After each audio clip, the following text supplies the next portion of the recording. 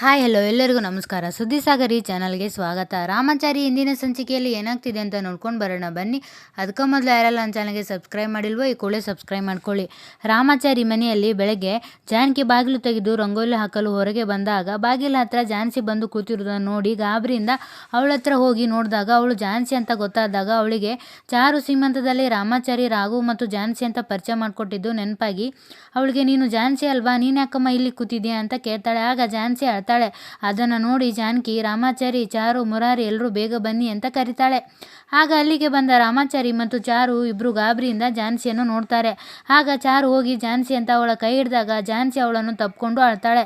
ಆಗ ಚಾರು ಸಮಾಧಾನ ಮಾಡ್ಕೊ ಜಾನ್ಸಿ ಅಂತ ಹೇಳ್ತಾಳೆ.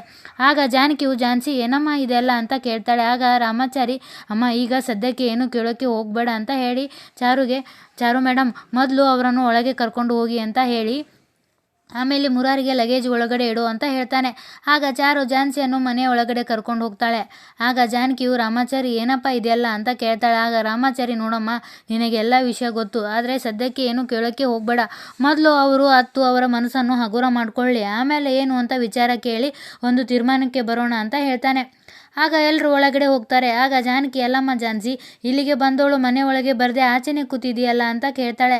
ಆಗ ಜಾನ್ಸಿ ಅಲ್ಲಿ ಮನೆ ತುಂಬಿಸಿಕೊಳ್ಳಬೇಕಾದವರೇ ಹೊತ್ತಲದ ಹೊತ್ತು ಅಂತ ನೋಡಿದೆ, ನನ್ನ ಮನೆಯಿಂದ ಆಚೆ ಹಾಕಿದ್ರು.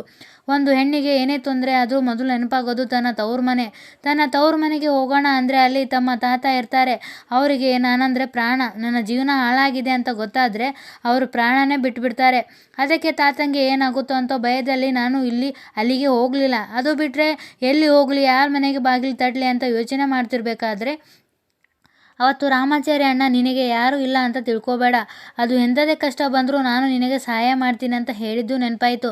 ಅದಕ್ಕೆ ಇಲ್ಲಿಗೆ ಬಂದೆ. ಬಾಗಿಲುವರೆಗೂ ಬಂದವಳಿಗೆ ಮನೆ ಒಳಗಡೆ ಬರೋಕ್ಕೆ ಮುಜುಗರ ಆಯಿತು.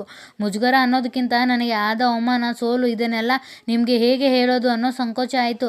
ಅದಕ್ಕೆ ಇಲ್ಲೇ ಕೂತ್ಕೊಂಡ್ಬಿಟ್ಟೆ ಅಂತ ಹೇಳ್ತಾಳೆ. ಆಗ ಜಾನಕಿ ನೋಡಮ್ಮ, ರಾಮಾಚಾರಿ ನಿನಗೆ ಅಣ್ಣ ಅಂದರೆ ನೀನು ಈ ಮನೆ ಮಗಳು ಇದ್ದಂಗೆ. ಮನೆ ಮಗಳಿಗೆ ಕಷ್ಟ ಬಂದರೆ ಎಲ್ಲಿ ಹೋಗ್ತಾಳೆ, ತವರಿಗೆ ತಾನೇ ಬರೋದು. ನೀನು ಈಗ ತವರಿಗೆ ಬಂದಿದ್ದೀನಿ ಅಂದ್ಕೋ ಅಮ್ಮ ಅಂತ ಹೇಳಿ ರಾಮಾಚಾರಿ ಮೊದಲು ಆ ರಾಘುಗೆ ಫೋನ್ ಮಾಡಿ ಇಲ್ಲಿಗೆ ಬರೋಕೆ ಹೇಳಪ್ಪ, ಅಲ್ಲಿ ಏನಾಯಿತು ಅಂತ ತಿಳ್ಕೊಳ್ಳೋಣ ಅಂತ ಹೇಳ್ತಾಳೆ. ಆಗ ಜಾನ್ಸಿ ಇಲ್ಲ ಬೇಡಮ್ಮ, ರಾಘುನಾಗ ಇಲ್ಲಿಗೆ ಕರೆದು ಮಾತಾಡೋದ್ರಿಂದ ಏನು ಪ್ರಯೋಜನ ಇಲ್ಲ, ಯಾಕಂದರೆ ಅವನು ಕೊನೆ ತೀರ್ಮಾನ ತಗೊಂಡಾಗಿದೆ, ಇನ್ನು ಮಾತಾಡಿ ಏನು ಪ್ರಯೋಜನ ಇಲ್ಲ ಅಂತ ಹೇಳ್ತಾಳೆ. ಆಗ ಮುರಾರಿಯು ಜಾನ್ಸಿ, ನೀನು ರಾಮಾಚಾರಿಗೆ ತಂಗಿ ಆದರೆ ನನಗೂ ತಂಗಿನೇ, ನಿನ್ನ ಜೀವನನೇ ಹಾಳು ಮಾಡೋಕೆ ನಾವು ಬಿಡಲ್ಲಮ್ಮ ಅಂತ ಹೇಳ್ತಾನೆ. ಆಗ ಚಾರು ಹೌದು ಜಾನ್ಸಿ, ನೀನು ಬೇಜಾರು ಮಾಡ್ಕೋಬೇಡ, ನಿನಗೆ ನಾವಿದ್ದೀವಿ ಅಂತ ಹೇಳ್ತಾಳೆ. ಆಗ ಜಾನಕಿ ನೋಡಮ್ಮ, ನಿಮ್ಮ ಮನೆಯವರು ಏನೇ ಮಾತಾಡಿದ್ರು ನಿಮ್ಮ ಮದುವೆ ಆಗಿರೋದು ಸುಳ್ಳಲ್ಲ, ನಿಜ ತಾನೇ? ಜೀವನ ಅನ್ನೋದು ನಿಂತು ಹೋಗಲ್ಲ, ಯಾಕೆಂದರೆ ಸಂಸಾರ ಮಾಡಬೇಕಾದ್ರೆ ಮನೆಯವ್ರ ಜೊತೆ ಸೇರಿ ಬಾಳೋದು ಎಷ್ಟು ಮುಖ್ಯನೋ ಗಂಡ ಹೆಂಡತಿ ಒಬ್ರನ್ನೊಬ್ಬರನ್ನ ಅರ್ಥ ಮಾಡ್ಕೊಂಡು ಬದುಕೋದು ಅಷ್ಟೇ ಮುಖ್ಯ. ಈಗ ನೀವಿಬ್ಬರು ಚೆನ್ನಾಗಿದ್ದೀರಲ್ವಾ, ಅಷ್ಟು ಸಾಕು ಬಿಡು, ಇನ್ನು ಯಾರೇ ಬಂದರೂ ನಿಮ್ಮಿಬ್ಬರನ್ನ ದೂರ ಮಾಡೋಕ್ಕೆ ಆಗಲ್ಲ ಅಂತ ಹೇಳ್ತಾಳೆ. ಆಗ ಜಾನ್ಸಿ ನನಗೆ ಈಗ ಯಾವುದ್ರಲ್ಲೂ ನಂಬಿಕೆ ಇಲ್ಲ ಅಮ್ಮ ಅಂತ ಹೇಳ್ತಾಳೆ. ಆಗ ರಾಮಾಚಾರಿ ಜಾನ್ಸಿ, ಮನಸ್ಸು ಸರಿ ಇಲ್ದಿರುವಾಗ ಯಾವ ನಿರ್ಧಾರನೂ ತಗೋಬಾರ್ದಂತೆ, ನೀನು ಹೋಗಿ ಸ್ವಲ್ಪ ಹೊತ್ತು ರೆಸ್ಟ್ ಮಾಡು, ಆಮೇಲೆ ಇದ್ರ ಬಗ್ಗೆ ಮಾತಾಡೋಣ, ತಲೆ ಕೆಡಿಸ್ಕೋಬೇಡ, ಎಲ್ಲ ಸರಿ ಹೋಗುತ್ತೆ ಅಂತ ಹೇಳ್ತಾನೆ. ಆಗ ಜಾನಕಿ ಏನು ಸಂಕೋಚ ಪಡದೆ ನೀನು ಇಲ್ಲೇ ಆರಾಮಾಗಿರು ಅಂತ ಹೇಳ್ತಾಳೆ. ಆಗ ಚಾರು ಕೂಡ ಜಾನ್ಸಿ ಇದನ್ನು ನಿನ್ನ ಮನೆ ಅಂದ್ಕೋ, ಆರಾಮಾಗಿರು ಅಂತ ಹೇಳ್ತಾಳೆ. ಇತ್ತ ಸೆಕ್ಷನ್ ಮನೆಯಲ್ಲಿ ವಿವೇಕ್ ಮೊಬೈಲ್ನಲ್ಲಿ ಚಾರು ಫೋಟೋ ನೋಡ್ತಾ ಫೋಟೋಕ್ಕೆ ಮುತ್ತಿಡ್ತಾ ಖುಷಿಯಿಂದ ಕೂತಿರ್ತಾನೆ. ಆಗ ಅಲ್ಲಿಗೆ ಬಂದ ಸೆಕ್ಷನ್ ಅದನ್ನು ನೋಡಿ ವಿವೇಕ್ ಏನು ಮಾಡ್ತಾ ಇದೀಯಾ ಅಂತ ಕೇಳ್ತಾನೆ. ಆಗ ವಿವೇಕ್ ಡ್ಯಾಡ್, ನಾನು ನನ್ನ ಚಾರು ಡಾರ್ಲಿಂಗ್ ಫೋಟೋ ನೋಡ್ತಾ ಇದ್ದೀನಿ ಅಂತ ಹೇಳ್ತಾನೆ.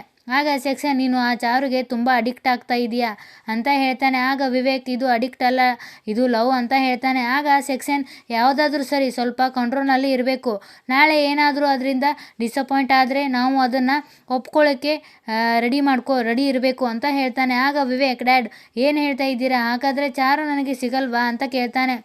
ಆಗ ಸೆಕ್ಷನ್ ಇಲ್ಲ, ನಾನು ಆ ಥರ ಹೇಳ್ತಾ ಇಲ್ಲ, ಚಾರು ನಿನಗೆ ಸಿಗ್ತಾಳೆ, ಅದಕ್ಕೆ ತಾನೇ ನಾನು ಇಷ್ಟೆಲ್ಲ ಮಾಡ್ತಾ ಇರೋದು. ನಿನಗೆ ಚಾರು ಎಷ್ಟು ಇಂಪಾರ್ಟೆಂಟೋ ನನಗೂ ಅವಳು ಅಷ್ಟೇ ಇಂಪಾರ್ಟೆಂಟು ಅಂತ ಹೇಳ್ತಾನೆ. ಆಗ ವರುಣ್ ಗಾಬರಿಯಿಂದ ಸಾಬ್ ಅಂತ ಕೂಗ್ತಾ ಅಲ್ಲಿಗೆ ಬರ್ತಾನೆ. ಆಗ ಸೆಕ್ಷನ್ ವರುಣ್ ಯಾಕೆ ಹೀಗೆ ಕಿರಿಸ್ತಾ ಇದೆಯಾ, ಏನಾಯಿತು ಅಂತ ಕೇಳ್ತಾನೆ. ಆಗ ವರುಣ್ ಆ ಜಯಶಂಕರ್ನ ಪ್ರಾಪರ್ಟಿ ಹರಾಜಿಗೆ ಬರ್ತಾ ಇದೆ ಅಂತ ಹೇಳ್ತಾನೆ. ಆಗ ಸೆಕ್ಷನ್ ಯಾವಾಗ ಅಂತ ಕೇಳ್ತಾನೆ. ಆಗ ವರುಣ್ ಇವತ್ತು ಸಂಜೆ 4 ಗಂಟೆಗೆ ಅಂತ ಹೇಳ್ತಾನೆ. ಆಗ ಸೆಕ್ಷನ್ಗೆ ಸಂತೋಷವಾಗ್ತದೆ. ಆಗ ವರುಣ್ ನೀವೇನು ಟೆನ್ಷನ್ ಆಗ್ತೀರಾ ಅಂತ ಅಂದ್ಕೊಂಡ್ರೆ ನೀವು ಕೂಲಾಗಿದ್ದೀರಾ ಅಂತ ಕೇಳ್ತಾನೆ. ಆಗ ಸೆಕ್ಷನ್ ನಗುತ್ತಾ, ಹರಾಜಿನಲ್ಲಿ ಏನಾಗುತ್ತೆ ಅಂತ ಗೊತ್ತಿಲ್ಲದೆ ಇದ್ದರೆ ಟೆನ್ಷನ್ ಆಗುತ್ತೆ.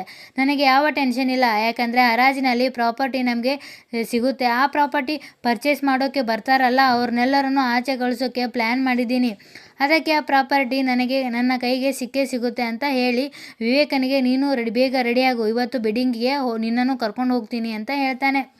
ಇತ್ತ ರಾಮಾಚಾರಿ ಮನೆಯ ಹೊರಗಡೆ ಝಾನ್ಸಿ ಒಬ್ಬಳೇ ಅಳುತ್ತಾ ಕೂತಿರ್ತಾಳೆ. ಆಗ ರಾಮಾಚಾರಿ ಮತ್ತು ಚಾರು ಅಲ್ಲಿಗೆ ಬಂದು ಅದನ್ನು ನೋಡಿ, ಚಾರು, ಝಾನ್ಸಿಯನ್ನು ನೋಡಿದ್ರೆ ನನಗೆ ಸಂಕಟ ಆಗುತ್ತೆ ರಾಮಾಚಾರಿ ಅಂತ ಹೇಳ್ತಾಳೆ. ಆಗ ರಾಮಾಚಾರಿ, ಹೌದು ರೀ, ಹೊಸ ಜೀವನಕ್ಕೆ ಕಾಲಿಟ್ಟು ಇಷ್ಟೊತ್ತಿಗೆ ಸಂತೋಷವಾಗಿರಬೇಕಾದವರು ಈ ಥರ ಕಣ್ಣೀರು ಹಾಕುವಂತೆ ಆಯ್ತಲ್ಲ ಅಂತ ಹೇಳ್ತಾನೆ. ಆಗ ಚಾರು, ಒಳ್ಳೆತನಕ್ಕೆ ಕಾಲನೇ ಇಲ್ಲ ಅನಿಸುತ್ತೆ ಅಂತ ಹೇಳ್ತಾಳೆ. ಆಗ ರಾಮಾಚಾರಿ, ಹೌದು ಮೇಡಮ್, ನನಗೂ ಕೆಲವು ಸರ್ತಿ ಹಾಗೆ ಅನಿಸುತ್ತೆ, ಆದರೆ ಏನು ಮಾಡೋದು, ವಿಧಿ ಮುಂದೆ ನಾವೆಲ್ಲ ಆಡ್ಸೋ ಗೊಂಬೆಗಳು ಅಷ್ಟೇ ಅಂತ ಹೇಳ್ತಾನೆ.